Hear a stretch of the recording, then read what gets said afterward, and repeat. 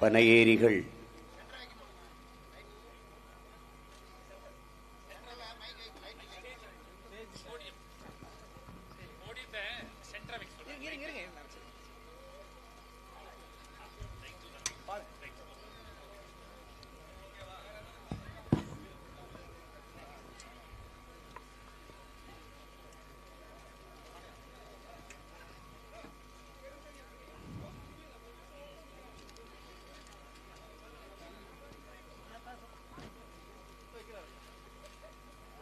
பனையேரிகள் பாதுகாப்பு இயக்கம்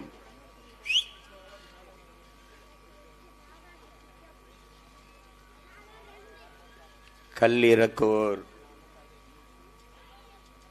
பேரமைப்பு இணைந்து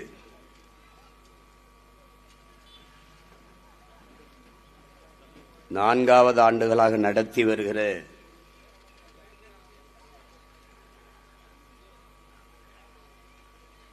பனை கனவு திருவிழாவிற்கு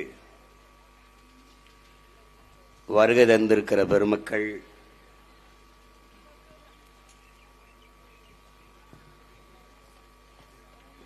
வேளாண் குடி சார்ந்த பெருமக்கள், கல் இறக்குவோர் சங்கத்தினுடைய தலைவர், நம்முடைய போற்றுதற்கும் வணக்கத்திற்கும் உரிய பெருந்தகை ஐயா கல் நல்லசாமி அவர்களுக்கும் இந்த நிகழ்வை தொடர்ந்து ஒருங்கிணைத்து நடத்தி வருகிற என் உயிர் இளவல், என் அன்பு தம்பி பனையேரிகளுடைய பாதுகாப்பு இயக்கத்தினுடைய ஒருங்கிணைப்பாளர் தம்பி பாண்டியன் அவர்களுக்கும் அவருடைய உடனிருந்து உழைத்த உறவுகள் அனைவருக்கும் என்னுடைய அன்பும் வணக்கமும்.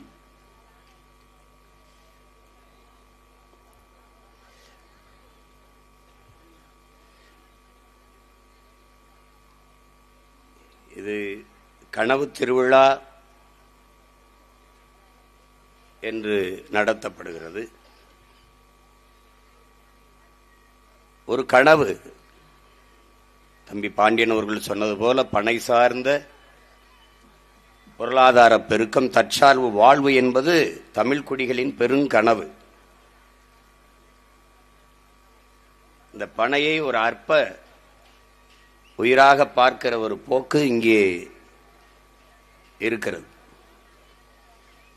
தமிழர்களுடைய தேசிய மரமே பனைதான். இன்றும் தமிழ்நாட்டில் தமிழருடைய நாட்டு மரமே பனைதான்.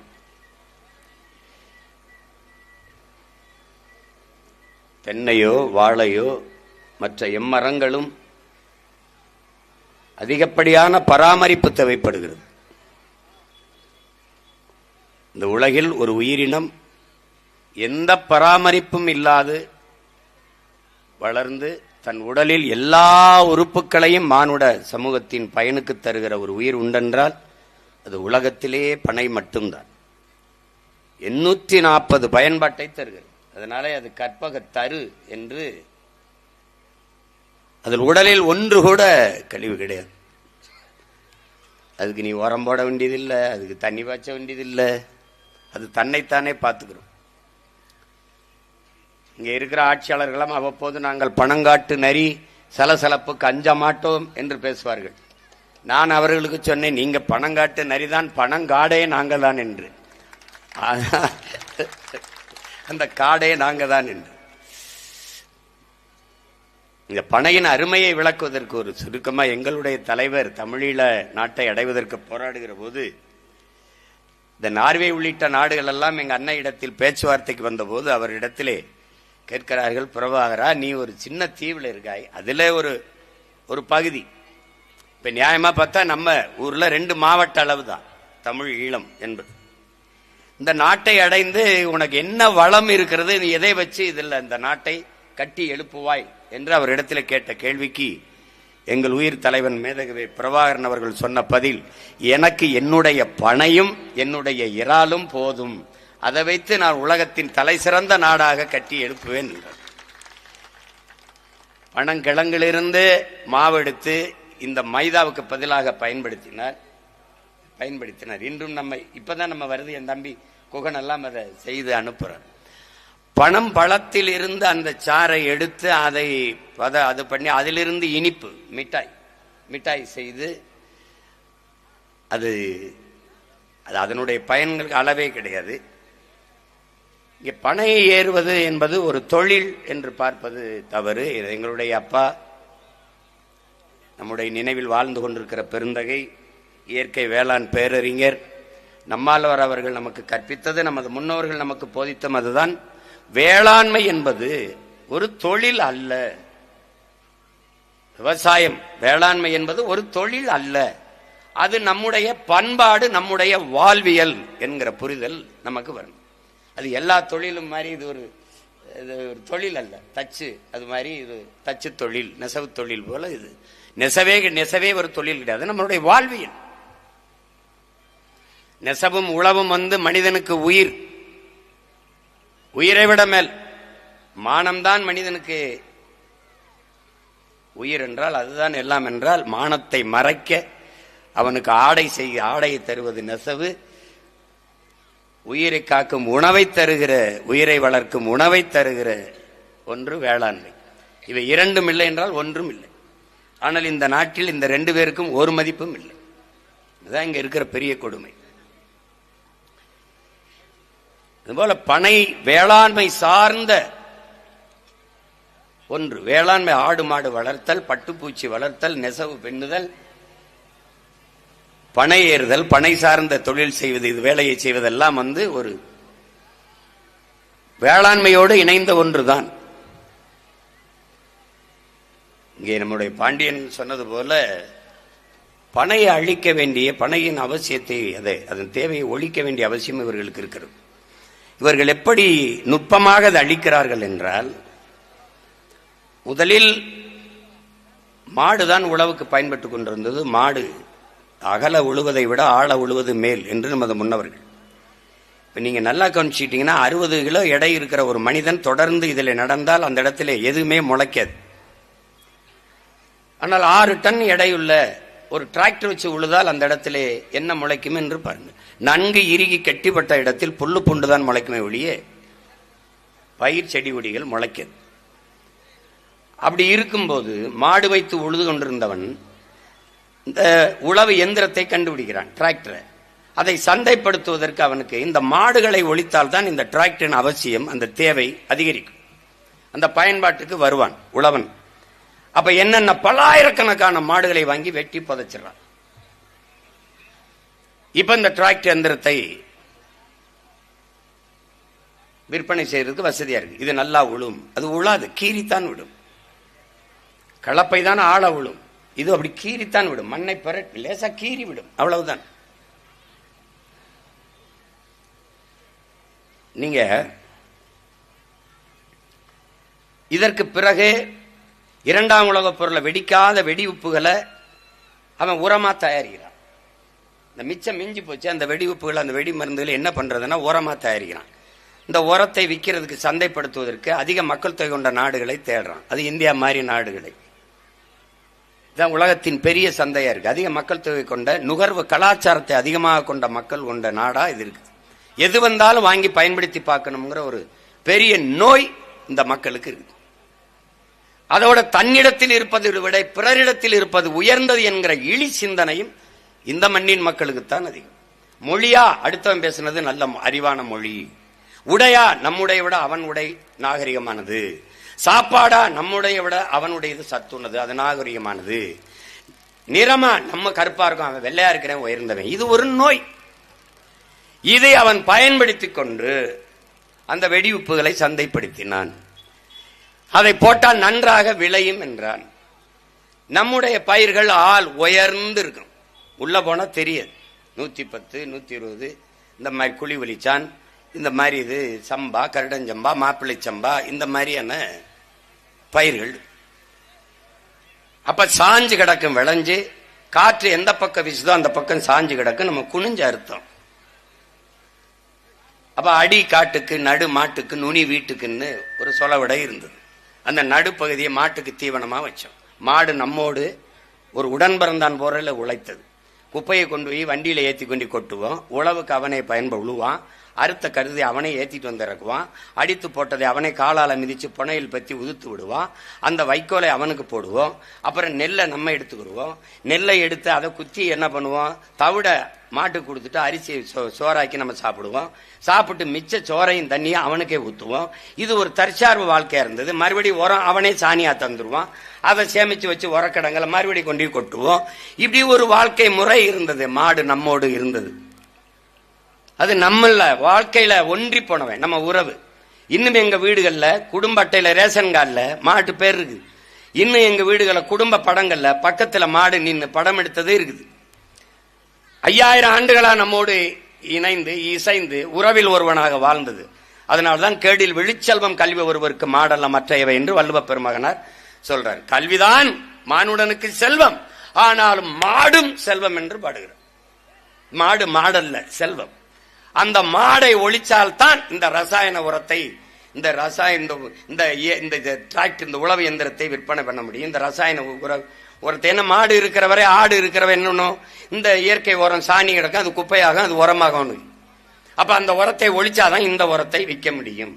இப்ப அவன் கொண்டாந்து வித்து போட்டான். நம்முடைய பாரம்பரிய நெல் வகை அந்த உரத்தை ஏற்கல. அப்ப விளைச்சல் வரல. அப்ப நம்முடைய வேளாண்குடி மக்களின் புகார் என்ன, என்னையா உன் உரத்தை போட்டா விளையும்னா ஒன்னும் இல்லையா அப்படின்னா. அப்ப உன் விதை தப்புன்ட்டான். உன் விதை சரியில்லை, நான் ஒரு விதைதாரன்னு அவன் என்ன பண்ணா, 5008 5020 இந்த குட்டைய பயிறு குனிஞ்சு முட்டிக்கால் போட்டு சாஞ்சறுத்த நெல்லு, குனிஞ்சு அறுத்த நெல்லு வயலுக்கு உள்ள முட்டிக்கால் போட்டு இருக்கிற உயரத்துக்கு வந்துருச்சு. வரப்புயர நீர் உயரும், நீர் உயர நெல் உயரும், நெல் உயர குடி உயரும், குடி உயர கோல் உயரும், கோல் உயர கோன் உயர்வான்னு அவைவானது பொய்யாயிட்டுது.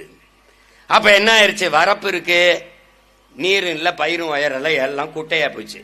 அறுத்தா அடி காட்டுக்கு இருக்கு, நுனி வீட்டுக்கு இருக்கு, நடு மாட்டுக்கு இல்ல, மாட்டுக்கு தீவனம் இல்ல, ஒழிச்சான். இப்படி ஒவ்வொன்றா நுட்பமா அடிச்சான். நம்ம என்ன பண்ண, நமக்கு வளர்ச்சி வளர்ச்சி வளர்ச்சி, காதுல தேனை ஊத்திக்கிட்டே இருந்தான். வளர்ச்சி வேலை வாய்ப்பு, வளர்ச்சி வேலை வாய்ப்பு. அதுதான் அப்பா சொல்றாரு, இந்த பசுமை புரட்சி பச்சை புரட்சி என்பது நாம் வளர்ச்சி விஞ்ஞானம் என்று கருதினோம். அப்புறமா தான் தெரியுது அது விஞ்ஞானம் அல்ல வியாபாரம் என்று புரிந்து கொண்டோங்கிறார். அதான் உண்மை. அப்புறம் கடைசியா ஆனாலும் இந்த பயமக்க மாட்டை ஒழிக்கிற மாதிரி இல்ல. அப்போ மாட்டை வதைக்கிறார்கள், ஜல்லிக்கட்டுக்கு தடை என்று வந்தார். பாரம்பரிய காளைகளை ஒழித்து விட்டால் இந்த நாட்டு மாடுகளின் இனப்பெருக்கம் ஒளிந்துவிடும். ஜல்லிக்கட்டு இதற்கு பயன்படவில்லை என்றால் காளைகளின் அவசியம் இல்லை, அடிமாட்டுக்கு வித்து விடுவான் என்று மாட்டின் மேல அக்கறை இருப்பது போல காட்டி மாட்டை அழிக்க முடிவெடுத்தார். ஒரு இனம் அழிகிறது என்றால் தம்பி பாண்டியன் சொன்னது போல மாட்டை அழிப்பது, ஆட்டை அழிப்பது, பாரம்பரிய அவன் தொன்ம அடையாளங்கள், பாரம்பரிய விதை அழிப்பது, அவனுடைய மொழி அழிப்பது, கலை இலக்கியத்தை அழிப்பது, வழிபாட்டை அழிப்பது, பனை அழிப்பது, இவை எல்லாவற்றையும் அழிக்கும் போது அந்த இனம் மொத்தமாக அழிந்துவிடும். இப்ப ஏறக்குறைய 90 விழுக்காட்டுக்கு மேலே நம் இனம் அழிந்து விட்டது. அதுபோலதான் பனை. அதுல இருந்து கருப்பட்டி, நொங்கு, பதநீர் எல்லாம் இருந்தது. அதை கல்லுன்னு சொல்லிவிட்டான். அதை என்ன பண்ணா, இங்க பாருங்க, நுட்பமா பனை அரிச்சு இப்ப செங்கல் காலவாக்கி சும்மா இதுக்குமா போட்டு அறுத்து நாசம் பண்ணி விட்டான். 50 ஆண்டு கால பனையை வெறும் 50 ரூபாய்க்கு விற்கிற நிலைமை தள்ளிடுச்சு. அது பயன் இல்லப்பா. பனைமரத்தூச்சி எங்க வீட்டுல எங்க வரப்புல இருந்த பனையில குறுக்க ஒவ்வொரு மரத்தையா வெட்டிட்டு அப்படி எங்க அண்ணன், இது ஏப்பா வெட்டினா, இதுக்கு போய் கோபப்படுற, ஏன் இப்படி வெட்டினு கேட்டதுக்கு, இதுக்கு ஏப்பா அப்படி கோபப்படுற, பனை தானப்பான்னு. அவ்வளவுதான் அவருக்கு தெரிஞ்சது. இதை வச்சுக்கிட்டு என்னப்பா பண்றது, ஒண்ணும் இல்லைன்னு. நொங்கு தானே, இந்த 10 மரம் இருக்குது, காய்ச்சா பத்தாதான். இவ்வளவுதான் புரிதல். பனை, என் அன்பு சொந்தங்களே, என் அருமை உடன் பிறந்தார்களே, எல்லா மரத்திற்கும் வேர். ஆனால் பனைக்கு வேர் இல்லை, அது குழாய், டியூப். நீங்க போட்டு பேனா பாருங்க, பட்டு போன ஏதாவது பனை இருந்தால் அந்த மரத்தின் வேரை எடுத்து பாருங்க, கருப்பா அப்படி இருக்கும். கருப்பா அந்த தோல் அப்படி உரிச்சிட்டீங்கன்னா உள்ள பஞ்சு இருக்கும், உள்ள பஞ்சு இருக்கும். எல்லா மரங்களுக்கும் பக்கவேர் இருக்குது, பனைக்கு பக்கவேர் கிடையாது. ஒரே வேர் தான் ஆணி வேர். 1000 அடிக்கு கீழே போய் நீரை உறிஞ்சி கொண்டு வந்து வச்சுக்கிடுவான். அதனாலதான் வறண்ட நில தாவரம் அது. பாலைவனத்தில் பனை வராது. ஆனால் என்மண், ராமநாதபுரம், சிவகங்கை, கோயில்பட்டி மாதிரி வறண்ட நிலத்திலையும் பனை வரும். 1000 அடி கீழே போய் தண்ணி எடுத்து வந்து வச்சுக்கிடுவான். அப்பா நம்மாழ்வார் என்ன சொல்றாங்க? 10 பனை மரம் கிணறை சுற்றி இருந்தால் கடைசி வரைக்கும் நீரை வற்ற விடாதுறாங்கிறப்ப.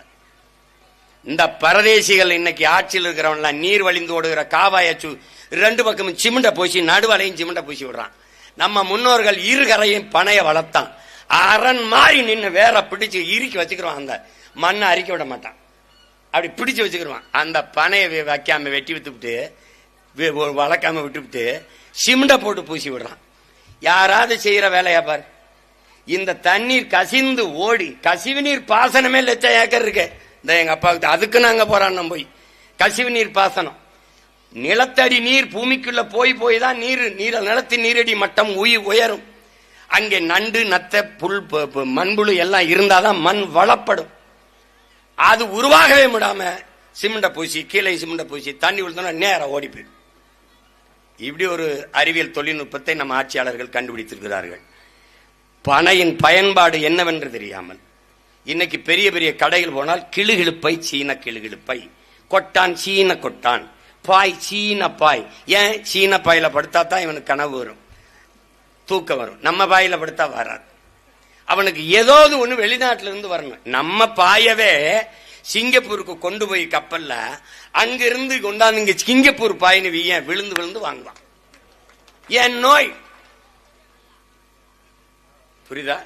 நேத்து கூட நான் பேசிக்கிட்டு இருந்தேன். நான் சொல்றதை இவனுக்கு ஏற மாட்டேங்குது. ஏன்னா அவனை மாதிரியே நானும் கருப்பா இருக்கிறனால வேணே இருந்தாலும் இப்படி கட்டை ஒரு மீதி வச்சுட்டு குட்டை இந்த பய வேணே நம்ம பையதானப்பா. உள்ளூர் மாடு விலை போகாது. அப்போ ஒருத்தர் சொன்னார், ஒரு அருள் தந்தை உட்காந்துக்கிட்டு, அதே ஹைட் வெயிட் ஒயிட்டா இருக்கணும், அப்பதான் பேக்காப்பாங்கிறப்பல. ஹைட்டா இருக்கணுமா, இல்ல வெயிட்டா இருக்கணுமா, ஒயிட்டா இருக்கணுமா, அப்பதான் உண்மைன்னு நம்புவானா. இதுக்கு என்ன பண்ண முடியும்? நம்ம தீ குளிச்சு வெந்தா வர முடியும்? நிலைமை அப்படி. இவனுக்கு அடுத்தவன் சொல்லணும். எத்தனை ஆண்டுகளா நம்ம அப்பா நல்லசாமி அவர்கள் கல்லின் அருமையை பற்றி, உணவின் ஒரு பகுதின்னு எவ்வளவோ போதிச்சு பார்த்துட்டாங்க. இவனுக்கு புரியல. அவன் ஒன்று ஒன்றா அழிக்கிறான், கண்ணுக்கு தெரியாமல் அழிக்கிறான். இது ஒரு உயிரியல் போர். பனையை ஒழிப்பது, பனையிலிருந்து வெளியேற்றுவது, வேளாண்மையிலிருந்து வெளியேற்றுவது, அவனுடைய நெசவிலிருந்து வெளியேற்றுவது. நீ நூல் விலை ஏற்றி மின் கட்டணத்தை உயர்த்திட்டேன்னா நெசவை எங்கே பண்ணுவான்? வழி இல்லை. எல்லா விலையும் ஏற்றிவிட்டால் அவன் விலையில் விளைவிக்கிற பொருளுக்கு அவனே விலையை தீர்மானிக்க முடியாதுங்கிற நிலையை உருவாக்கி வைத்து விட்டால் எப்படி வேளாண் குடிமகன் வாழ்வான்? ஒரு கரும்பை விளை வைக்க 20 ரூபாய் ஆகுது ஒரு தட்டைக்கு. ஒரு கிலோ தக்காளியை விளைய வைக்க 20 ரூபாய் ஆகுது. அவன் சந்தைக்கு கொண்டாந்து இறக்கும் போது விளைய வைத்த அவன் தனக்கு 5 ரூபாய் லாபம் வச்சு 25 ரூபாய் விற்க முடியாது. வாங்குகிறவன் தீர்மானிக்கிறான். இங்கே ஒரு குண்டூசி செருப்பு, ஒரு விளக்கமாறு தயாரிக்கிறவன் 10 ரூபாய் 10 ரூபாய், செருப்பு தயாரிக்கவன் 250 ரூபாய் 250 ரூபாய் தான். ஒரு பிளேட் கத்தி 10 ரூபாய் 10 ரூபாய் தான். ஆனால் 1 கிலோ தக்காளி, 1 கிலோ கத்தரிக்காய், 1 கிலோ வெண்டைக்காய் 20 ரூபாய் என்றால் விளைய வைத்தவன் தீர்மானிக்க முடியாது. வாங்குவன் தான் தீர்மானிப்பான். 20 ரூபாய் தக்காளி 10 ரூபாய் கொடுத்தா கொடுக்கலைன்னா போ என்று சொல்வான். நீ உணவுப் பொருளை திருப்பி எடுத்துட்டு போக முடியாது, கெட்டு போகும். அப்ப வந்த விலைக்கு பாதி நட்டத்திற்கு பாதி இழப்புக்கு விற்கிறான். வழி இல்லை, இழப்பை தாங்க முடியாது, பால்டாலை வாங்கி கொண்டு விளைநிலத்திலே குடிச்சிட்டு சாகுறான். இதான் நடக்குது. வயல் வரப்புல இருக்கிற மரத்திலே தூக்கல தொங்குறான் விவசாயி என்றால் இதுதான். ஒரு நாட்டில் வேளாண் குடிமகன் வாழ்கிறான் வளர்கிறான் என்றால் அந்த நாடு வாழ்கிறது வளர்கிறது என்று பொருள். ஒரு நாட்டில் ஒரு வேளாண் குடிமகன் வாழ முடியாமல் சாகிறான் என்றால் அந்த நாடு நாடல்ல சுடுகாடு என்று பொருள். இன்னைக்கு ஒரு வேளாண் குடிமகன் சாவது செய்தி, நாளைக்கு நீ சோறு இல்லாமல் சாக போகிறாய் என்பதற்கான எச்சரிக்கை, மணி முன்னறிவிப்பு என்பதை அறிவார்ந்த தமிழ் சமூக தம்பி தங்கைகள் புரிந்து கொள்ளும். இது செய்தி அல்ல, பிளாஷ் நியூஸ் அல்ல. அது விவசாயி அவன் சத்தா என்ன, இவன் சத்தா என்ன, யானை சத்தா என்ன, கொக்கு சத்தா என்ன, காக்க சத்தா என்ன, இவையெல்லாம் செத்தால் பார்க்க நீ இருக்கிறாய். நீ செத்தால் பார்க்க எவனும் இருக்க மாட்டான். இவன் எல்லாம் இருந்தாதான் நீ வாழவே முடியும். அப்படி ஒவ்வொன்னா ஒரு பய வாரை, ஒரு உயிரியல் போரை தொடுத்து அடிச்சான். அதுல இந்த பனையும் ஒன்று. இந்த கருப்பட்டி, கரும்புல இருந்து இந்த வெள்ளை கருப்பட்டி அவனுக்கு பிரச்சனை. கருப்பா இருக்குல்ல, கூழ குடிச்சுக்கிட்டு இருந்தான், கருப்பா இருக்கு. கை குத்தல் அரிசி ஒரு கருப்பா இருக்கு, வெள்ளையா இருக்கணும். அப்ப கருப்பட்டி கருப்பா இருக்கு, பனையில இருந்து வெள்ளம் கொஞ்சம் பழுப்பா அழுக்கா இருக்கு, வெள்ளையா இருக்கணும். அப்ப என்ன பண்ணலாம்? அவன் கூழ குடிச்சுக்கிட்டு தானே இதை போய் குடிச்சுக்கிட்டு இருக்கா. அப்ப எதை குடிக்கிறதுனா பொன்னிறத்துல ஒன்னு விரிச்சு வச்சான், பூரின்னா சப்பாத்தின்னா. என் ஊர்ல அரிசி விலையும் கேழ்வரை விலையும் வரகு விலையும் இந்த கோதுமை கருமா விளையாது. அப்ப பல்ல விளைக்கிட்டு பசியோட வாயை பொழந்துகிட்டு இருந்தா வேற ஊர்ல இருந்து வரணும். என் பொருளாதாரம் அங்க போயிட்டுது. ஏன்னா உணவு அவசிய பொருள், அவசிய தேவை வேற ஊருக்கு போயிட்டு. இப்ப கருப்பட்டி விட்டுட்டு வெள்ளையா இருக்கணும்ல, சீனின்னு ஒரு சர்க்கரை, வெண் சர்க்கரை கொண்டாதான் சீனி, கண்ட கண்ட ரசாயனத்தை போட்டு வெள்ளையாக்கினான்.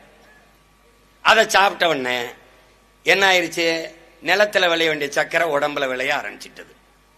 30 வயசுக்குள்ள 400 சர்க்கரை எனக்கு இருக்கு, 300 சர்க்கரை இருக்கு அப்படின்னு. அன்னைக்கெல்லாம் எங்கேயாவது ஒருத்தருக்கு சர்க்கரை நோய் இருக்கும். இன்னைக்கு பணக்கார நோய் எது என்று நாங்களுக்கு அறிவியல்ல ஒரு மார்க், ஒரு மதிப்பெண், ஒரு மதிப்பெண்ணுக்கு கேள்வி வந்தது. படிச்சவங்க திரும்பி ஒரு மதிப்பெண்ணுக்கு பணக்கார நோய் எது என்று எங்களுக்கு ஒரு கேள்வி வந்தது. அந்த கேள்வியில நாங்க சர்க்கரை நோய் என்று எழுதுவோம், அதுக்கு ஒரு மதிப்பெண். அதுக்கப்புறம் கள்ளு குடித்தவன் தள்ளாடுவது ஏன் எங்களுக்கு கேட்பான், சிறுமுளை பாதிக்கப்படுவதா அது தள்ளாடுது, இப்படி நம்ம பதில் எழுதுவோம். இந்த பணக்கார நோய் சர்க்கரை. இன்னைக்கு சர்க்கரை நோய் இல்லாதவன் இந்த கூட்டத்திலே இருக்க முடியாது. ஏன்னா பரம்பரை நோயா, பரம்பரை சொத்து மாதிரி பரம்பரை நோயாக கடத்தப்படுது. காரணம் இந்த ரசாயன உணவுப் பொருள்கள், ரசாயனம், இந்த இனிப்பு, இந்த சர்க்கரை இதுகளை சாப்பிடுறதுனால வந்துட்டுது. அதை சந்தைப்படுத்த கருப்பட்டியை ஒழிச்சான். பனை ஏறுறத கேவலமா பார்த்தான், பனை ஏறுறத. இப்ப பாண்டியன் சொன்னாப்புல பாருங்க, இங்கே கல் மது, அவங்க சொல்றபடி கல் மது சரி ஏற்போம். உங்க டாஸ்மார்க்ல விற்கிற பீர், பிராண்டி, விஸ்கி, ரம்மு, ஜின்னு, ஒயின் எல்லாம் அதுக்கு பேர் என்ன? அது புனித நீரா, கோயில்ல கொடுக்கிற தீர்த்தமானா அதுக்கு பதில் இல்லை. நாம ஒரு கேள்வி கேட்கிறோம், கல் உணவின் ஒரு பகுதி. சான்றே யதார்த்தத்தில் இருக்கிற உணவு முறையில் இருக்க பழக்கங்களே வரும். ஒரு மனிதன் நீ எவ்வளவு நகை பணம் கொடுத்தாலும் போதும்னு சொல்ல மாட்டான். உணவு ஒன்றில்தான் மனிதன் போதும் என்று சொல்வான். நீங்க சாப்பாடு வச்சு சாப்பிட்டே இருக்கும்போது உணவை மட்டும்தான் எனக்கு போதும் என்று சொல்வான். நீங்க வேணா பாருங்க, நீங்க ஒரு விருந்துக்கே போங்க, சாப்பிடுங்க, சாப்பிடும்போது எனக்கு போதும், எவ்வளவு சுவையான சாப்பாடா இருந்தாலும் போதும். அது மாதிரி நீங்க சாராயம் அல்லது ரம்மு, ஜின்னு இந்த மாதிரி சீம சரக்குகளை நீங்க குடிச்சா அவன் போதும்னே சொல்ல மாட்டான். மயங்கி மட்டையாய் கீழே விழுகிற வரை குடிச்சிட்டு தான் இருப்பான். ஆனா கல்லு 2 லிட்டர் கொடு, 2 செம்பு, எங்க ஊர்ல செம்பப்ப அளவு, இப்ப இங்கே லிட்டரு போத்தல், 2 போத்தலை குடி போதும். நீ உலகத்திலேயே கல்ல குடிக்கிற மட்டும்தான் போதும். கல் உணவின் ஒரு பகுதி. அதை குடிச்சு செத்தவன், தாலி அறுத்த பொம்பளை, வாழ்வை இழந்த பொம்பளை ஒருத்தி சொல்லுவான், உலகத்துல கல்லு குடிச்சு செத்தவன் ஒருத்தன் சொத்தை மட்டும் குடிச்சு குடிச்சு வித்துட்டான்பா அப்படின்னு ஒருத்தனை காட்டு. இல்ல தம்பி சொன்னான் பாரு 7, ஒரு 10 நாளைக்கு நீ தொடர்ந்து ஒரு கல்ல குடிச்சோம் தோல் மினுமினுப்பாய் நானே சீமான வெள்ளக்கார மாதிரி ஆயிருக்கேன்.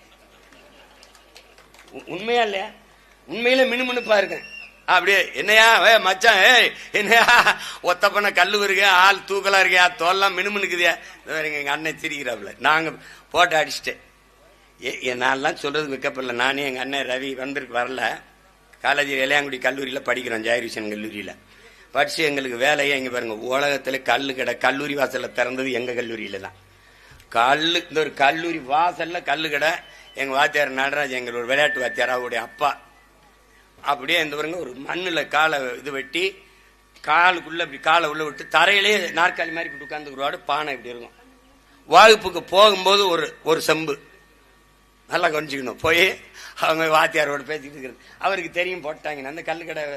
அப்புறம் திருப்பி படத்துக்கு பரமக்குடி ரவி சண்முகா தேர்வு போகும்போது ஒரு செம்பு பரோட்டா கறி போடுறது, கபடி விளையாடுறது, இப்படியே இருப்பான்.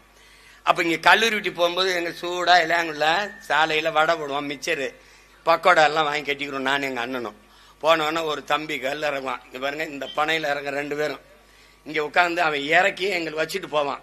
அடுத்த பனையில ஏறி இறங்குறதுக்குள்ள இதை முடிச்சுட்டு அந்த பனைகிட்ட போய் நிற்பான்.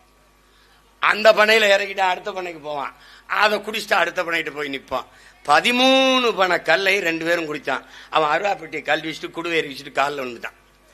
ஏண்டா டேய், நீங்க படிக்கிறவங்களா ஏடா உங்க கணக்கு, ஒரு சொட்டு கல்லூட எனக்கு வைக்காம 13 பனையமாடா பாவியலா குடிப்பிய. அந்த அளவுக்கு காலைல குடிச்சு அது ஒரு என்ன சொல்றது, அது ஒரு ராஜ வாழ்க்கை. அதை அனுபவிச்சவனுக்கு தான் தெரியும். இந்த படுவாவிய இவன் டாஸ்மார்க் வியாபாரம் படுத்துக்கிறோம்ட்டு கல்ல மதுவாக்கி, கல்லு மது அல்ல. என் தம்பி சொல்றாப்புல பாண்டியன், அது மதுங்கிறது பீர், பிராண்டி, விஸ்கி, ரம்மு, ஜின் தான். அது மதுவும் அல்ல, அது விஷம், அது பாய்சன். பூச்சிக்கொல்லிங்கிறான். பூச்சிக்கொல்லி எலி மருந்து.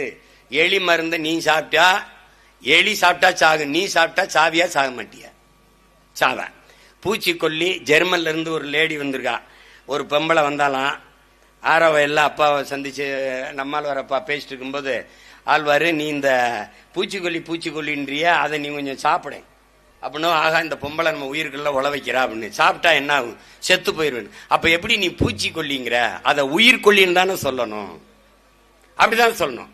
அப்ப இந்த கடையில, டாஸ்மார்க் கடையில விற்கிற இந்த ரம்மு, இந்த விஸ்கி, இந்த பிராண்டிய நம்ம மது என்று சொல்லக்கூடாது, விஷம் என்று தான் சொல்லணும். அதை விஷம் என்று தான் சொல்லணும். போதையின் பாதையில் செல்லாதீர்கள். உங்கள் அப்பா சொல்லுகிறேன், போதையின் பாதையில் செல்லாதீர்கள். எப்படி இருக்கு பாருங்க. வியாபாரி யாரு, கடை முதலாளி யாரு? நான் தான். அவர் தராரு. இந்த அரசு ஏதோ கோச்சுக்கிறோம்னு 87 இருந்து இந்த அரசு தான். இந்த அரசு 2016 தேர்தலை சந்திக்கும் போது, நாங்கள் வந்தால் காந்தி ஜெயந்தி என்னைக்கு கடையெல்லாம் மூடிடுவோம் அப்படின்னு. என்னங்க நீங்க மூடுறீங்களே, இப்ப ஒண்ணு இல்லைன்னா இப்படி கேட்டீங்கன்னா வாய மூடிடுவோம்னு மூடிட்டு போயிருது. எந்த இந்தியாவை எத்தனையோ முதல்வர்கள் ஆளுகிறார்கள், 28 மாநிலங்கள் இருக்குது. எந்த மாநில முதல்வருக்காவது சாராய ஆலை இருக்குது என்று சொல்லுங்கள் பார்ப்போம். இந்த பக்கம் மிடாஸ்னு ஒரு பெரிய மிடாஸ், இந்த பக்கம் பல சாராய ஆலைகள் அவர்கள் பேர்ல அல்லது அவர்கள் பினாமி பேர்ல இருக்குது, அவர்களுடைய ஆட்கள் பேர்ல. இப்போ இந்த டாஸ்மார்க் இந்த கல்லை திறந்து விட்டால், இந்த கல்லை பருகிற இந்த கல் என்று சொல்லையே நாங்க வெறுக்கிறோம். நாங்கள் அதை மூலிகை சார், தென்னம்பால், பனம்பால், ஈச்சம்பால், மூலிகை சார் என்றோம். இவ்வளவு அருகம்புல்லு சாறு, கோதுமை புல்லு சாறு உடம்புக்கு நல்லதுன்னா, இது எவ்வளவு பெரிய புல், இந்த புல்லின் சாறு எவ்வளவு உடம்புக்கு நல்லதுங்கிறத நீ கற்பனை பண்ணிக்கணும். தாயின் முளை மார்பிலிருந்து பால் போல இந்த பனை தென்னையின் அந்த மார்பிலிருந்து வருகிற ஒரு மூலிகை பால். அது எந்த செயற்கையும் இல்ல. பதனிலிருந்து வர்ற கருப்பட்டியை விட கல்லிலிருந்து வர்ற அந்த பனை தென்னையிலிருந்து, அந்த கல்லிலிருந்து வர்ற கருப்பட்டிக்கு விலை அதிகம். ஏன்னா இதுல சுண்ணாம்பை தேய்க்கிறான், சற்று கலப்படமாகுதுங்கிறான் வெளிநாடுகள்ல. அப்ப அந்த அவ்வளவு ஒரு மூலிகை சாரது.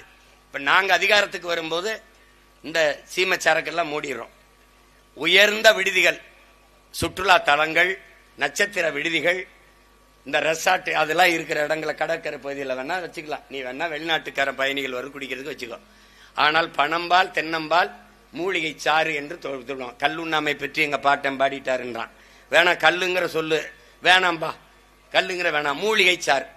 நான் கேட்டேன் பாண்டியன்ட்ட, நமக்கு பனை கொஞ்ச காலம் தான் வருது, 3 மாசம் தான் வருது, தென்னை மரம் வருது, ஆனா போதுமான அளவுக்கு ஈடு கட்ட முடியாது. அப்ப என்ன பண்ணலாம்னா ஈச்சையை வளர்த்திடலாம் அப்படின்னாப்ல. அப்ப நாங்க ஒரு திட்டம் வச்சிருந்தோம். எங்களுடைய 2016 ஆட்சிக்கு வந்தால் எப்படி ஆட்சி நடத்துவோங்கிற ஒரு வரைவை கொடுத்துருக்கேன். அதுல பல கோடி பனை திட்டம், 10 ஆண்டு பசுமை திட்டம்ங்கிற ஒரு திட்டத்தை நாங்க கொடுத்துருக்கோம். அந்த திட்டத்துல பாண்டியன் சொல்றாருல, அங்கங்கே பனை விதைகள் நடப்பட்டு மரங்கள் வளர்க்கப்பட்டு வருகிறதுன்னு. அதுல எங்க பிள்ளைகள், சுற்றுச்சூழல் பாசறை பிள்ளைகள், நாம் தமிழர் பிள்ளைகளுடைய பங்களிப்பு பெருசு. அதுல இங்க கதிர்காமெல்லாம் வந்திருக்கான், அவெல்லாம் தினம் அந்த பனை விதையை நடுறதா அவனுக்கு வேலையே. நானே நட்டேன், நாங்களாம் நட்டோம். எங்க வெண்ணிலாம் நாங்க கூட்டிட்டு போய் நட்டோம் பனை விதையில. ஏன் இலங்கையிலிருந்து கூட யாழ்ப்பாண பனையெல்லாம் கொண்டு வந்து நாங்க நட்டோம். அப்ப பாண்டியன் சொல்றது, இன்னைக்கு நான் நடுறது எனக்கு பயன்படுமான்னு தெரியாது. ஆனால் ஒன்று நாங்க செய்வோம், இந்த இருக்கிற பனையை எப்படி பயன்படுத்துவது என்று என் இளைய தலைமுறை பரம்பரைக்கு கற்பித்து விட்டு, நாங்கள் இல்லாது போனா கூட அடுத்து வருகிற இந்த பனையை, தென்னையை பயன்படுத்தி என் பிள்ளைகள் பொருளாதாரத்தில் தற்சார்படைந்து நிமிர்வார்கள். அதுல எந்த சந்தேகமும் இல்லை. 1 கிலோ கருப்பட்டி 1000 ரூபாய்க்கு விற்கிது அமெரிக்கால. எல்லாரும் இயற்கை உணவுக்கு திரும்ப நினைக்கிறான். ஆனா அந்த இயற்கை உணவுல உற்பத்தியில மக்கள் தொகை எண்ணிக்கைக்கு ஏற்ப ஈடு கொடுக்க முடியல. அப்ப என்ன பண்றான், விதையை மரபணு மாத்துறான். 1 கிலோ கத்தரிக்காய் வாங்கினோம்னா 10 காய் கத்தரிக்காய் இருக்குது 1 கிலோக்குன்னா, அவன் அதை விளைய வைக்க தயாரா இல்ல. மரபணுவை மாத்தி ஒரே காயை 1 கிலோவா மாத்துறான். இப்ப நீங்க மிளகாய், பச்சை மிளகாய் எப்படி இருக்கும்? இப்ப இவ்வளவு பெருசு இருக்கு ஒரு பச்சை மிளகாய். ஆமா, சொரக்காய் எப்படி இருக்கும்? குடுவை தயாரிக்கிற மாதிரி நம்ம சொரக்காய். இப்ப நீ பாண்டியன் இந்த அந்த பனையேறி இடுப்புல போட்டிருக்க குடுவை எங்கேயாவது நீங்க சொரக்காய் இப்படி விளையுதா? நீங்க எங்க நாங்கெல்லாம் விளைஞ்சு வரும்போது ஒரு காயை நாம விதை பொறுக்கு விதை மரபினர், பொறுக்கு விதை மரபினர். நாம் எப்படி பொறுக்கு விதை மதன் பாரு. இப்ப தோட்டத்துல கத்தரிக்காய் விளைய வச்சிருப்போம். அதுல சிறப்பா பெருசா காய்க்கிற கத்தரிக்காயை பார்த்து அதை விதைக்கின்னு ஒரு துணியை கட்டி விட்டுருவோம். மறந்து கூட பறிக்க மாட்டோம். முருங்கைக்காய், புடலங்காயில விதைக்கின்னு ஒரு துணி அப்படி கட்டி விடுவோம். விதைக்கு கட்டி இருக்குது அப்படின்னு சாதாரணமா எல்லாருக்கும் தெரியும். அந்த விதை வீரியமானதா அதை வச்சிருவோம். மிளகாயும் அப்படித்தான். அதே மாதிரி மாடு, நீ ஜல்லிக்கட்டு மாடு, இந்த கிடா சண்டை, சேவல் சண்டையெல்லாம் விடுறது எதுக்குன்னு நினைக்கிற? கிடாய மோத விட்ட பரம்பரை. ஏன் மோத விட்டான்? அது வேடிக்கை அல்ல, விளையாட்டல்ல. அதுல வென்ற கிடாய் இனப்பெருக்கத்துக்கு இருக்கும், தோற்ற கிடாய் கரியாயிரும். சேவல் சண்டை, வென்ற சேவல் உயிரோட இருக்கும் இனப்பெருக்கத்துக்கு, தோற்ற சேவல் குழம்பு அடுப்புல கொதிக்கும். அப்போ ஆடு மாடு கோழியில் கூட வீரத்தை கடத்தின பரம்பரையில் வந்த மரபு தமிழன் மரபு என்பதை நாம் மறந்து விடக்கூடாது. அந்த பொறுக்கு விதை மரபினர். அப்படி சொரக்காய் காய்ச்சிருக்கும் போது இதை குடுவைக்கு, இதை சொரக்குடுவைக்கு விடுவான் அப்படின்னு அந்த பார்த்து அதை நல்லா அங்கேயே முத்த விட்டு எடுத்துக்கிட்டு வந்து கழுத்தை அப்படி வெட்டிட்டு, தலை வெட்டிட்டு வைக்கோலை வச்சு சுத்தி அதுக்குள்ள செருகி வச்சிட்டோம்னா உள்ள இருக்கிறது அழுகி அந்த விதையெல்லாம் விழுந்துரும். அதை அப்படி கொட்டி அப்படி சுரண்டி காய வச்சு தண்ணியை ஊற்றி நல்லா இது பண்ணி அதுக்கப்புறம் அப்படி அறுத்து அழகுபடுத்திட்டு கழுத்துல கயிறை போட்டு அதை குடுவையாக்கி தேன் எடுக்க, பதநீர் இறக்க எல்லாத்துக்கும் பயன்படுத்தணும். இன்னைக்கு அப்படி ஏதாவது சுரக்க பாரு, அம்மி குலவி மாதிரி இப்படித்தான் இருக்கு சுரக்க. ஏன் மரபணு மாத்திட்டான். இப்படி எல்லாவற்றையும் மாற்றி மாற்றி அழித்து அழித்து வந்தவன் இந்த இனத்தை அழிப்பதற்கு அவனுடைய ஒவ்வொரு அடையாளங்களாக சிதைத்து சிதைத்து அழித்து வந்தவன். அதில் ஒன்றாக பனை, அவனுடைய பாரம்பரிய பனையை கை வச்சு அழிக்கிறான். இப்ப இருக்கிற இப்ப நமக்கு ஒரு அதிகாரம், இப்ப கல் அதுல இருக்கு. கல் நம் உணவின் ஒரு பகுதி, கல் நம் உணவு, கல் நமது உரிமை. அப்படிதான் நம்ம இந்த திருவிழாவை, இது திருவிழா என்று சொல்வதை போல உரிமை கோரும் விழா என்றுதான் நம்ம இதை எடுத்துக்கிறோம். அப்படிதான் இதை எடுத்துக்கணும். இதுல தொடர்ந்து இப்படியே நம்ம போராடி கொண்டு இருக்க முடியாது. கல்லுக்கு தடையை இந்த அரசு நீக்கவில்லை என்றால், தடையை விதிக்காத ஒரு அதிகாரத்தை உருவாக்குவதற்கு வேளாண் பெருங்குடி மக்கள் தயாராக வேண்டும். அது இல்லைன்னா வழி கிடையாது. சும்மா ஒவ்வொரு ஆண்டும் ஒரு நாள் கூட்டி இதே இடத்துல கூட்டத்தை போட்டு கல்லறைக்கு அனுமதி கொடு, கல்லறைக்கு அனுமதி கொடு, கல் இருக்கு. எங்க ஊர்ல கல் இருக்கு, நான் சொந்தக்காரனை பிடிச்சிட்டு போயிட்டாப்ல. நான் எங்க அண்ணனை கூப்பிட்டேன், வா போலீஸ் ஸ்டேஷன் போம்னு. என் ஊர் திசை பக்கம் போனீங்கன்னா ஸ்டேஷன் இருக்காது, பேர் தெரிஞ்சிருவேன்ட்டேன். இது வேலை சேட்டை. பக்கத்தில் இருக்க டாஸ்மார்க் குடிச்சிட்டு தாலி ஏத்துட்டு போறான், கொலையை வெட்டிட்டு கழுத்தை வெட்டி கொண்டுட்டு போறான். அதை தடுக்க துப்பு இல்ல. இந்த மாதிரி ஒரு அரசு எங்கேயாவது பாரியா? நீ குடிக்க போகும்போது கார்ல போகலாம், குடிச்சிட்டு கார் வெட்டி வரக்கூடாது. குடிச்சிட்டு கார் வெட்டி போக கூடாது. ஓரத்தில் நின்றுக்கிட்டு இங்க வா, இங்க வா, இங்க வா, இங்க வா, ஊது ஊது, 1000 ரூபாய் பெனால்டி. இதெல்லாம் நல்லா ஊதுவான். உள்ள தீவிரவாதி இந்த சுடும்போது வேடிக்கை பார்த்துட்டு நின்றுவான். இதெல்லாம் பரிச்சை எழுத போற நம்ம பிள்ளைய மூக்குத்தியில விட்டு கொண்டு மூக்குத்தியில கொண்டு போகும் நினைப்பாப்பா. மூக்குத்தியில அவ்வளவு பெர்ஃபெக்ஷன், மூக்குத்திக்குல கூட விட்டு கொண்டு விட மாட்டான். தீவிரவாதி பாடல பரிச்சை எழுத போற பிள்ளைய சோதிக்கிறவன் பயங்கரவாதியை உள்ள விட்டான். அவன் துப்பாக்கி எப்படி கொண்டாந்தான் தெரியாது.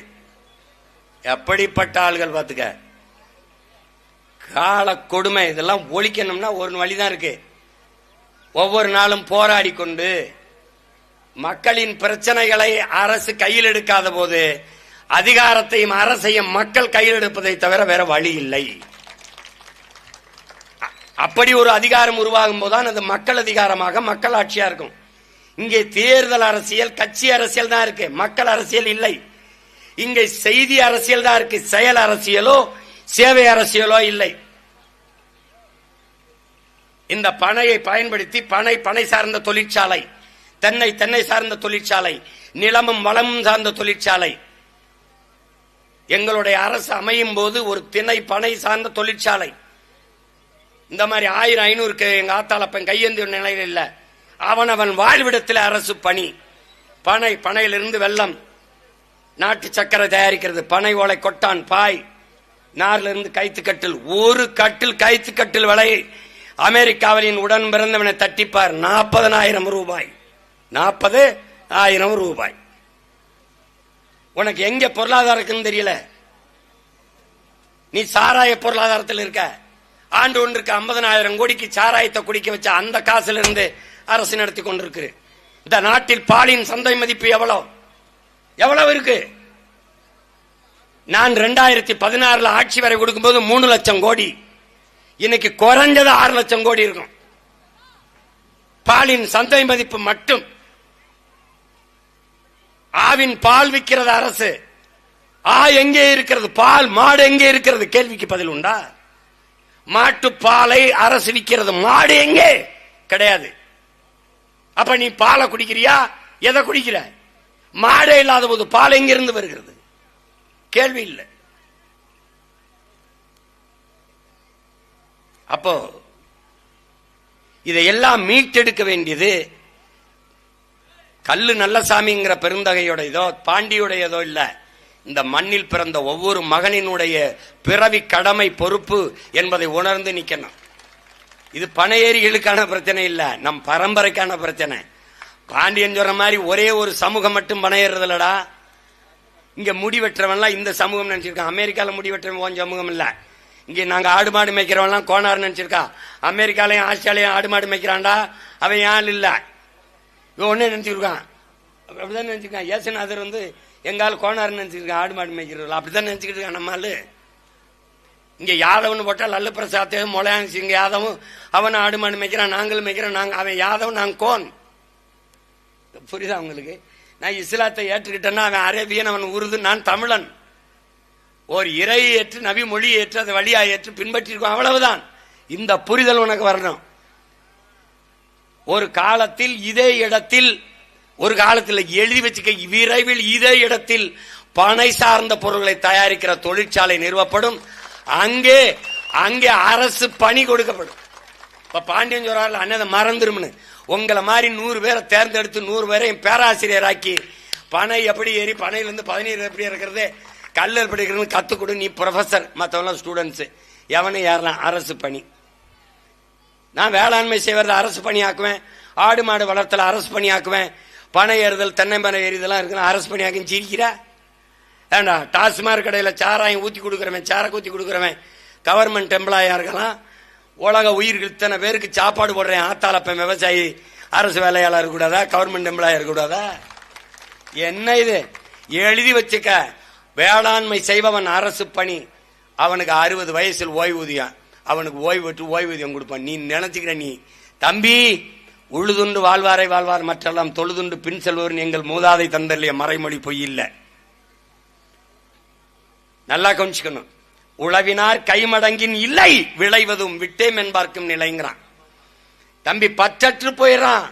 மண்ணாசை பொன்னாசை மக்களாசை எல்லாம் துறந்துட்டான். எல்லா ஆசையும் துறந்து போன ஒரு ஞானி கூட, ஒரு சாமியார் சன்னியாசி கூட உழவன் கைமடங்கி படுத்துட்டா வாழ முடியாதுங்கிறான். சோர்லைன்னா செத்து போயிருவே. நீ இந்த செல்போன் இல்லாம வாழ்ந்துட முடியும், தொலைக்காட்சி இல்லாம வாழ்ந்துட முடியும், கார் இல்லாம வாழ்ந்துட முடியும், எது இல்லாமல் வாழ முடியும். நீரும் சோர்லாம் செத்து போயிருவேன். அப்ப புரிஞ்சுக்க தம்பி, நீ விண்வெளிக்கு விண்கலத்தை ஏவலாம், ராக்கெட்டை ஏவலாம். அந்த விஞ்ஞானிக்கு சோறு விவசாயி தான் அனுப்பணும். சந்திர மண்டலத்துக்கு சந்திராயன அனுப்பலாம், சயின்டிஸ்டுக்கு சாப்பாடு சம்சாரி தான் அனுப்பணும். இந்த பனையும் பனை சார்ந்த இடத்திலே ஒரு தொழிற்சாலை, பனை சார்ந்த நாம் பொருட்களை தயாரித்து ஏற்றுமதி செய்து என் நாட்டின் பொருளாதாரத்தை பெருக்கல. நான் பிரபாகரன் மகன் இல்லடா, நீ பாத்தேரு, நீ என்னமோ சொல்றாரு அப்படின்ட்டு. அதே இங்க பாரு, பகிர்வு கடையில, பங்கீட்டு கடையில, அதே ரேஷன் கடையில வெள்ளை சக்கரை பேன், நாட்டு சக்கரை கருப்பட்டி கரும்பில் இருந்து வர வெள்ளம் தான் விநியோகிக்கப்படும். நான் வர்றதுக்கு முன்னாடி ரேஷன் கடையை மூடிடுவான். முன்னாடி ரேஷன் கடையில அரிசி பருப்பு போட்டுக்கிட்டு இருந்தான். இப்ப இல்ல, கொஞ்ச நாள்ல ரேஷன் கடையே இங்க இல்லைன்னு வரும். ரேஷன்ல அரிசி தான் இல்ல, மண்ணெண்ணெய் இல்ல, அப்புறம் கடையே இல்ல. நாங்கள் வரும்போது குறிஞ்சி அங்காடி, மருதம் அங்காடி, நெய்தல் அங்காடின்னு நிறுவி அரசே கொடுக்கும். அப்படி இல்ல, வெள்ளச்சக்கரை தான் நான் சாப்பிடுவேன்னா சாகிறதுன்னு ஆயிடுச்சு, அதிகமா வரி கட்டிட்டு சான்னு ரெட்டிப்பு வரிய போட்டு விட்டுருவேன். புரியுதா? நீ கொழுப்படுத்து சாகிறதுன்னு முடிவுட்டா கூட எனக்கு வரியை கட்டிட்டு செத்துப்போ. இப்ப என்ன ஆகுது? எங்க அப்பா வந்த பிறகு, அவருடைய பிள்ளைகள் நாங்கள்லாம் வந்த பிறகு இங்கே கருப்பட்டி காஃபி கிடைக்கும் எழுதிக்கிறான். அது கருப்பட்டி உடைச்சு போடும்போது நீ பாத்தியா? நீ ஆவின் பால் குடிக்கிற அவன்கிட்ட விக்கிறவன்ட்ட எங்க இருக்குன்னு கேட்டியா? முன்னாடி எல்லாம் மாட்டு மடுவை போட்டிருந்தான் ஆவின் பொட்டலத்துல. இப்ப இந்த பக்கம் கருணாநிதி படம், இங்க ஸ்டாலின் படம். நான் கேட்டேன், ஓ பால் மாட்டு மடுவில் இருந்து வரலையா, இங்க இருந்தா வருதா? அதுக்கு ஏய் சந்தை இருந்தா தட்டி பாருவான் ஆவின் பொட்டலத்துல. என்ன தேவைன்னு இது ஒரு கூட்டம். முதலில் நாகரிகம் பெற்ற இனம் போர்க்குணம் மற்று போயிருங்கிறான். நீ நாகரிகம் பெற்ற இனம் மாதிரியா இருந்த உட்காருன்னு 1 மணி நேரம் கத்துற, அப்படி போய் உட்கார மாட்டேன். என்னைக்கு இந்த சமூகம் மேம்பட போகுது? வெள்ளக்காரன்லாம் இப்படி ஏதாவது ஒரு கூட்டத்தில் இப்படி நின்று பார்த்திருக்கியா நீ? அவ்வளவு ஒழுங்கு இருக்கு. அந்த ஒழுங்கு எப்படி இருக்கும்னா, எங்க கட்சி கூட்டம் நடக்கும், பெரிய பெரிய கூட்டங்கள் வந்து பாரு, எங்க பிள்ளைகள் எப்படி இருக்கான்னு பாரு. இப்ப கூட அண்மையில கோயம்புத்தூர்ல 50,000 60,000 பேர் கூடனா ஒரு சத்தம் இருக்காது, ஒரு குறுக்கு மறுக்கம் ஓடுறது ஒண்ணு இருக்காது. ஏன்? பிரபாகரன் பிள்ளைகள் மக்கள் ராணுவம் போல இருப்பான். உலகிற்கு நாகரிகத்தை கற்றுக் கொடுத்த இனத்தின் மக்கள் என்ன செய்யறது, எதை சாப்பிடுறது, எதை பேசுறது, எதுவும் தெரியல. உங்கள் மகன் அதிகாரத்துக்கு வந்தவர் ரோட்ல நொங்கு இளநீர் எவனும் விற்க முடியாது. கடை கட்டி கொடுத்துருவேன் நானே. கடை இங்க பேர் கடைனா பில்டிங் சென்ட்ரிங்லாம் கிடையாது ராஜா. தகர பெரிய பெரிய தொழிற்சாலையில தகர சீட்ல தான் நடக்குது. கட்டி அங்கே உட்கார்ந்து விற்கணும். நீ நொங்கு வேணுமா, இளநீர் சர்பத்து வேணுமா, நொங்கு சர்பத்து வேணுமா, பதநீர் வேணுமா, என்ன வேணும், போடா. அங்க நகை வேணும், ஜா சொலுக்காசுக்கு போக தெரியுது இல்ல, போடா. எல்லாம் வேணா அங்க போய் குடிடா, நொங்கு வேணா அங்க போய் குடி. எங்காலு வெயில்ல செருப்பு குளிர் விட்டப்பட்ட ஏசி அறையில் இருக்கு. கத்தரிக்காய், வெண்டைக்காய், முருங்கைக்காய், சொரக்காய், நொங்கு, இளநீர் ரோட்ல கிடக்கு. உருப்படுமாடா இந்த நாடு? உருப்படுமாடா? கார்ல போட்டு மிதிக்கிற செருப்பு. இவர் இந்த செருப்பை புதுசா ஏசி ரூம்ல இருந்து வாங்கி மாட்டிட்டு வருவாப்ல. கார் 2 கோடி வந்து இறங்குவாப்ல. ரோட்ல முருங்கைக்காய், கத்தரிக்காய். அம்மா இந்த செருப்பு 1500 ரூபா அப்படியே வாங்கிடுவாப்ல. 5 ரூபா குறைக்க மாட்டாப்ல. இங்க வந்து கீரை கட்டு அளவை 5 ரூபாய்ங்க, கொஞ்சம் பார்த்து போட்டு கொடுங்க, 4 ரூபா கொடுக்குறேன். ஏன்? பாவப்பட்டவன் இவன்ட்ட பேரம் பேசிட்டு இருப்பான். பேரம் பேசி வாங்கி இந்த கத்தரிக்காயை வாங்கி கார்ல ஏறி போவாப்ல. போய் வாசப்படியில 5000 ரூபாய் வாங்கினார்ல செருப்பு, அதை வாசல்ல விட்டுருவாப்ல. இந்த ரோட்ல கிடந்துச்சு இல்ல, இதை அங்க உண்டி சமையலர் உண்டி கழுவி சாப்பிட்டு உள்ள போட்டு வயிறு வாழ்வாப்ல. எப்படி எதியில கிடக்க வேண்டியது குளிர் விட்டப்பட்ட குளிர் அங்க இருக்க வேண்டிய இடத்துல ரோட்ல கிடக்குது. அப்படித்தான் உழைக்கும் மக்கள் எல்லாம், வேளாண் பெருங்குடி மக்கள் எல்லாம் ரோட்ல கிடக்குறான். நீ எழுதி வச்சுக்க, ஒரு நாள் இந்த நாட்டின் பிரதம அமைச்சர்கள், இந்த நாட்டின் பெரிய பெரிய அமைச்சர் பெருமக்கள், இந்த நாட்டில் இருக்க அறிவியல் விஞ்ஞானிகள், இவன் எவனுக்கும் இல்லாத மதிப்பு உழுது விதைச்சு உலகத்துக்கு சோறு போடுற உழவர் குடிக்கு வருதா இல்லையான்னு மட்டும் வரும். அதைத்தான் சொல்றான் பாரு எங்க மூதாதை. என்னைக்கு சொல்றான்? உழுதுண்டு வாழ்வாரை வாழ்வார், மற்றெல்லாம் தொழுதுண்டு பெண் செல்பவர். உழுவார் உலகிற்கு ஆணி, அத்தாற்றாது எழுவாரை எல்லாம் பொறுத்துட்டான். அவன் ஒண்ணும் கிடையாது. நீ ஒரு பைத்தியக்கார கூட்டம். உனக்கு சரியா படிப்பு வரலைன்னா வாத்தியாரே சொல்றாப்ல, நீ எல்லாம் ஆடு மாடு மேய்க்கத்தான் லாய்க்கணும். அம்பிட்டு கேவலமா போச்சு உனக்கு. என்ன இவெல்லாம் விவசாயம் பண்ணுவா? இவெல்லாம் ஐயோ பெரியார் மட்டும் இல்லைன்னா நான் விவசாயம் பார்த்திருப்பேன். நல்ல வேலை அந்தாலும் வராமலே இருந்திருந்தா பல பேர் விவசாயம் பார்த்திருப்பான் இருக்கு. இவன் சொல்றது பெரியார் மட்டும் இல்லை, நல்லா விவசாயம் இருந்திருப்பேன் அப்படின்னு. அப்புறம் வீட்டுல வேண்டது மண்ணலி திம்பிய. உங்களுக்கு கேவலமா போச்சு. என்ன வேளாண்மை செய்யறது? வேளாண்மை என்பது ஒரு வாழ்வியல், அதுபோல அரசியல் என்பதும் ஒரு வாழ்வியல், அறிவியல் புவியியல் போல அது ஒரு வாழ்வியல். வரிசையில் நின்று 1000-500க்கு வாக்கை விற்கிற சந்தை இல்லை. இதை உணராத வரை உனக்கு உரிமையும் இல்லை, ஒண்ணும் இல்லை, விடுதலையும் இல்லை, ஒண்ணும் இல்லை. எந்த புரிதலும் இல்லை. திருப்பி திருப்பி துன்பத்தை தந்தவனுக்கு அதிகாரத்தை கொடுத்து மறுபடியும் துன்பத்தை பெறுது. அவனுக்கு இன்பம், நமக்கு துன்பம். அவன் தான் செய்ய மாட்டான்னு தெரியுத, அப்புறம் அவனுக்கு ஓட்டு போடணும்? எதுக்கு போடணும்?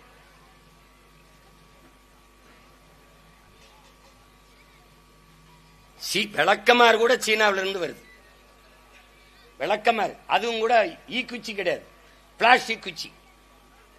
விளக்கமாரியே எங்க விளக்கமாத்துல கூட்டினா குப்பை விலகாதா? விளக்கமாறு கூட எங்க விளக்கமாறு ஆகாதா? பனை தென்னையிலிருந்து எவ்வளவு பொருளாதாரம் இருக்கு. தென்னை சார்ந்த தொழிற்சாலை, பனை சார்ந்த தொழிற்சாலைகளை வைத்து எவ்வளவு பெரிய பொருளாதாரத்தை ஈட்ட முடியும். அதற்கான நோக்கம் இல்லை. இது மாதிரி எப்பாவது நடத்தினா ஓலக்கொட்டா வாங்குறது. என்னை வரவேற்க வரும்போது பனையிலே பின்னி ஒரு பூங்கொத்து போல கொடுத்து ஒரு தங்கை வரவேற்றாங்க. நாங்க பொதுவாக பூங்கொத்து வாங்குறது இல்லை, பூ எனக்காக பூக்கிறது இல்லை, அதை புரிஞ்சுக்கணும். இறந்து போனவனுக்கு போடலாம், சாமிக்கு போடலாம். இறந்தவன் சாமிக்கு இணை ஆயிடலாம். நீ என்னத்தை கிழிச்சிட்டாயின்னு உனக்கு மாலை போட்டு வரவேற்கணும். நாங்க என்ன பண்ணிவிட்ட சொல்லு? அது பூச்சி, வண்ணத்து பூச்சி, வண்டுகளினுடைய உணவு. அதை புடுங்கி இவருக்கு போட்டணும், மாலையா போட்டணும். இன்னும் சில கொடுமைகள், பெரிய பெரிய தலைவர்கள் வரும்போது கார் சக்கரத்துக்கு பூ போட்டு வரவேட்டதெல்லாம் இருக்கு. அதெல்லாம் இருக்கு, இன்னும் காட்சியா இருக்கு. அதனால நாங்க மாலைகள் வாங்குறது இல்ல, துண்டுகள் போடுறதில்ல. துண்டை போட்டு போட்டு தான் எங்களை துண்டாக்கி போட்டுவிட்டான். மாலை போடுற அளவுக்கு எங்க தோள்கள் வெற்றி தோள்கள் இல்லை. அது மாதிரி எல்லாவற்றையும் மாற்ற வேண்டியது இருக்குது. இது 4வது ஆண்டுல இருந்து பேசிட்டுக்கிறோம் இதே இடத்துல. இப்ப இனி 5வது ஆண்டும் பேசணும். 5வது ஆண்டுலையாவது பேசாம செய்யறதுக்கு ஒரு வாய்ப்பு வருது, வரலாற்று வாய்ப்பு. ஒரு தேர்தல் வருது, அதுலயாவது என் மக்கள் கொஞ்சம் விழித்து கொண்டு ஒவ்வொரு தடவை இப்படி மனு கொடுத்து மன்றாடிட்டு இருக்காம இதை தீர்வு, குறைகளை கேட்கிற இடத்தில் இல்லாமல் தீர்க்கிற இடத்திற்கு வருவதற்கு என் மக்கள் முயற்சி செய்யணும். இல்லைன்னா திரும்பி திரும்பி இந்த பனை திருவிழான்னு திருவிழான்னு ஒரு கொண்டாட்டம் போல இருக்குன்னு எல்லாரும் கேட்டு திருவிழாவான் அப்படின்னு நினைச்சுக்கிட்டு அங்க ராட்டினம் சுத்தும், சவு மிட்டாய் விற்பான், பம்பாய் மிட்டாய் விற்பான், படம் காட்டுவான்னு வரக்கூடாது. இது உரிமைக்கான போர். இது உரிமைக்கான போர். வார்த்தை பனை திருவிழா போல உங்கள் வாழ்க்கை ஒவ்வொரு நாளும் இருக்கணும்னா பனையை போற்றணும். பனை தமிழனுடைய தேசிய மரம். ஈழத்துல சிங்களவன் நம்முடைய மக்களை தமிழர்கள் என்று அன்னை காசி ஆனந்தன் சொன்னது இருக்கு. பனை மரத்தை போட்டு அதுல ஏறிக்கிட்டு இருக்க ஒருத்தனை போட்டு தமிழர்கள் என்று எழுதி வைப்பான். தமிழன்னா பனை மரத்தை போட்டு பனையில ஏற ஒருத்தனை போட்டு தமிழன் அப்படின்னு பாட புத்தகத்துல எழுதி ரொம்ப நாளா வச்சிருந்திருக்கான். அப்படி நம்முடைய அடையாளம் பனை, நம்முடைய அடையாளம் பனை. அதை நினை என்று இந்த பனங்காடுகளை வளர்க்கணும். ஒரு காலம் வருது, நீங்க சாலையில் பயணிக்கும் போது எழுதி வையுங்கள், எங்களுடைய கனவு சாலையில் பயணிக்கும் போது திரும்பி பார்த்தால் காலி இடங்கள், வெற்றி இடங்கள் என்று ஒன்று இருக்காது. ஒன்று மேய்ச்சல் நிலமாக இருக்கும், அல்லது நீர் தேக்கமாக இருக்கும், அல்லது ஒருங்கிணைந்த வேளாண் பண்ணையாக இருக்கும், அல்லது காடுகளாக இருக்கும்.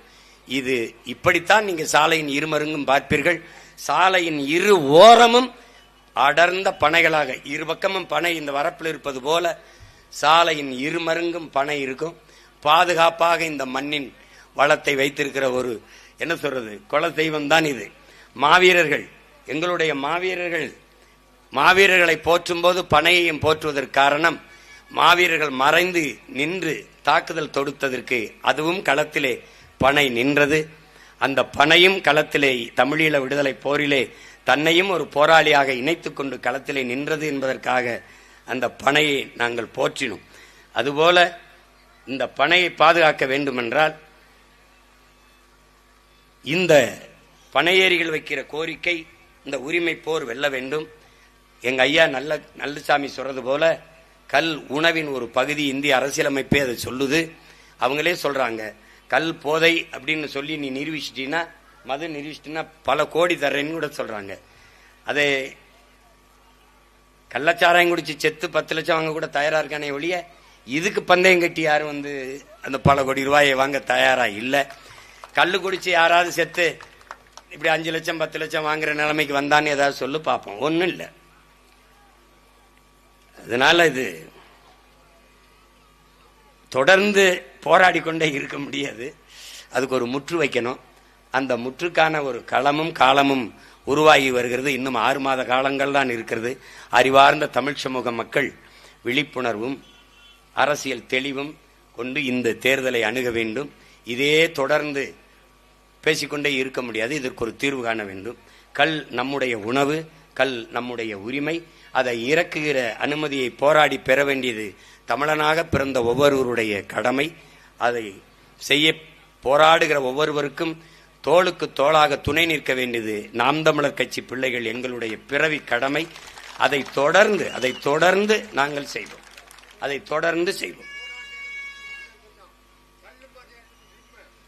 ஆமா, அதுல நான் போன தடவை நீதிமன்றத்திற்கு வரும்போது, செஞ்சிக்கு வரும்போது நான் என்ன சொன்னேன்னா,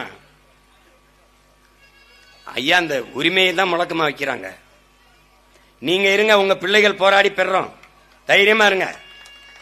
நான் கூட சொன்னேன், இப்ப நீங்கெல்லாம் கல் இறக்கும் போது என்ன பிரச்சனையா இருக்கு, நானே நான் ஏறி கல்லை இறக்குறேன், இந்த காவல்துறை என்னதான் செய்யுதுன்னு பாப்போம் அப்படின்ட்டு. அப்ப நான் சொன்னோன்னே எங்க அன்னைங்கெல்லாம், தம்பி நம்ம எல்லாருமே சேர்ந்து அருவாப்பட்டி கட்டிக்கிட்டு ஏறுவோம் ஒரு தடவை அப்படின்னு. இப்ப நான் அப்ப சொன்னேன், பாண்டி பெரிய பனையா காட்டிடாத, எனக்கு இப்ப பயிற்சி இல்ல, தொடர்ச்சி இல்ல, சின்னதா ஒரு பனையை காட்டு, நம்ம அறிவிச்சு சோறுட்டி சீமான் பனை ஏறி கல் இறக்குகிறார். இப்ப இவ்வளவு பேர் நீங்க இருக்கீல்ல, இவ்வளவு பேர் போலீஸா இருப்பான், நீ ஒரு தடவை பாரு நடக்குதா. நான் அகில இந்திய செய்தியாக்கல, நீ பார்த்தேரு ஒரு நாள் கல் இந்த ஓயறதுக்குள்ள நானே கட்டிக்கிட்டு ஏறி ஏதாவது ஒரு பனையில இறக்கி, நான் மட்டும் இல்ல என்னோட நிறைய என் தம்பி தங்கச்சி எல்லாம் ஏறுவோம் நினைட்டாப்ல. நான் கூட அன்னைக்கு ஒரு தங்கச்சி இறக்கி பேசினதை என் ஸ்டேட்டஸ்ல தன் படத்துல வச்சிருந்தேன், பார்த்திருப்பேன்னு நினைக்கிறேன். அது மாதிரி இது செய்யாது. இப்ப நாங்களே ஏறி கல்லிறக்கிற போராட்டத்தை அடுத்து விரைவில் செய்ய இருக்கிறோம். இப்ப அடுத்து ஆடு மாடுகளின் மாநாடு நடத்த இருக்கிறேன். ஆடு மாடுகளின் மாநாடு தென் மாவட்டத்தில் தேனியை மையப்படுத்தி, அது என்ன மாடு ஆடுகளின் மாநாடுன்னு ஒரு தடவை பாரு, மாடு ஆடுகளும் எப்படி மாநாடு போடுதுன்னு ஒரு தடவை பாரு. இந்த மாடு ஆடுகளின் மனச்சான்றாக உங்கள் மகன் நானே பேசுவேன். அப்பவாது இந்த உனக்கு மான ரோச சூடு சரண வருதான்னு பார்ப்போம். அதே மாதிரி நானே பனை ஏறி கல்லை இறக்கி கொடுக்குறேன், அதை குடிங்க, அதுல ஏதாவது குடிச்சிட்டு செத்தா நானே பொறுப்பு. என் மனைவி கிட்ட சொன்னேன், ஏங்க உங்களால முடியாதுங்க, இப்பெல்லாம் பயிற்சி இல்லைங்கன்னு. 2 நாள் பயிற்சி எடுத்தாவது ஏறிடுறதுன்னு முடிவு எடுத்துருக்கேன். அடுத்து உறுதியா பனை இறக்கி செய்யறது. இதுல ஒன்னும் இழிவில்ல, எந்த வேலையும் செய்யலாம், இழிவல்ல. எந்த வேலையும் செய்யாமல் இருப்பதுதான் இழிவு. பனை ஏறுதல் என்பது நம்முடைய பரம்பரை பண்பாடு, நம்முடைய தொன்று தொட்ட வேளாண்மையின் ஒரு வடிவம். அதனால் அறிவார்ந்த தமிழ் சமூக மக்கள், நீங்க பருகிறதுன்னு ஆயிட்டா. என் பிள்ளைகள்லாம் என்ன கேட்கிறாங்க, அண்ணே கேரளாவில் போய் கல் குடிச்சிட்டு வரான், புதுச்சேரி போய் கல் குடிச்சிட்டு வரான், ஏனே இதை நம்ம ஊர்ல தடை பண்ணி வச்சிருக்காங்க, இதுக்கு நீ ஊர் வழி பண்ண மாட்டியாங்கிறான். பண்றேன் பண்றேன் அப்படின்னு சொல்லியிருக்கேன். அதனால இதுக்கெல்லாம் ஒரு வழி பண்ணுவோம். கல் நமது உணவு, கல் நமது உரிமை. போராடி பெற வேண்டியது நம் பிறவி கடமை. தொடர்ச்சியாக சற்றும் தளர்ச்சியின்றி கல்லிறக்கிற உரிமையை பெற களத்திலே நிற்கிற பெருந்தகை நம்முடைய ஐயா கல்லு நல்லசாமிக்கும் அவருடைய உடன் நிற்கிற தோழர்கள், வேளாண் பெருங்குடி மக்கள் அனைவருக்கும் இந்த பனையேறி கல்லிறக்கிற உரிமையை பெற பனையேரிகளினுடைய பாதுகாப்பு சங்கத்தினுடைய அமைப்பினுடைய தலைவராக இருந்து தொடர்ந்து முன்னெடுக்கிற என் ஆறுயிர் இளவல் என் அன்பு தம்பி பாண்டியன் அவருக்கும் அவருடைய இணையருக்கும் அவர் உடன் நிற்கிற அத்தனை உறவுகளுக்கும் என்னுடைய அன்பும் வணக்கமும். புரட்சி எப்போதும் வெல்லும், நம்முடைய போராட்டமும் ஒரு நாள் வெல்லும். நன்றி, வணக்கம். நாம் தமிழர்.